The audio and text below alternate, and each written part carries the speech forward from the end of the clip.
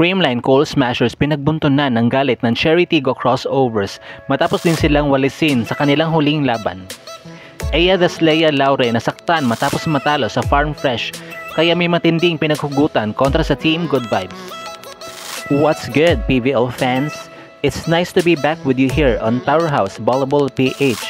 Kindly do subscribe to my channel at pakihit na din ang notification bell para ma-notify ka sa aking mga bagong uploads. Nang magpuksaan ang Creamline and Cherry Tigo sa first game on a Saturday triple header, sa unang set pa lang ay binida na kaagad ni Chang Abby ang kanyang pagiging Lasallian na kilala sa kanilang trademark which is solid blocking, kung kaya't sinupalpal niya ang middle attack ni Eliza Valdez off from a combination play.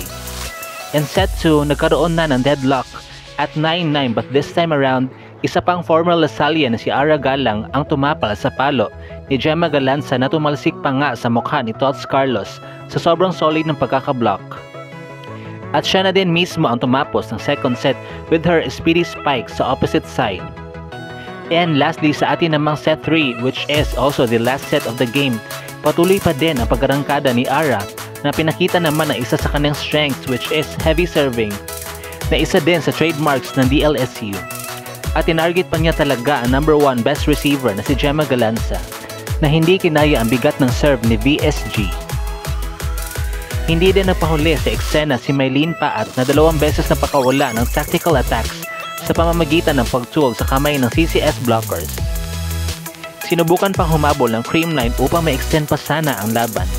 Subalit ginamit na ni Aya the Slayer Laure ang kanyang no-sweep trap card at binalasubas ang blockers ng CCS na walang nagawa para mapigilan ang kanyang naglalagablab na palo. At kitang-kita talaga sa laro niya na may pinaghugutan matapos nga silang walisin ng Farm Fresh Foxies. Sa interview pa nga lang ay tila may pagbabanta na itong si Aya dahil nabanggit niya ang mga katagang kung paano kami nasaktan this loss, siguro yun yung ihuhugot namin for the next game. Talagang wake up call for us na kailangan pa namin magtrabaho. Talaga namang pinanindigan niya ang kanyang sinabi at hindi niya inalintana na defending champion sa kanilang nakalaban, sapagkat parang pinagbuntunan niya pa din ng galit at gigil ang Creamline. At saka tumatak din sa sangkatauhan ang kanyang no-sweep moment noon sa UAAP, pero sa pagkakataong ito sa PVL niya naman ginawa.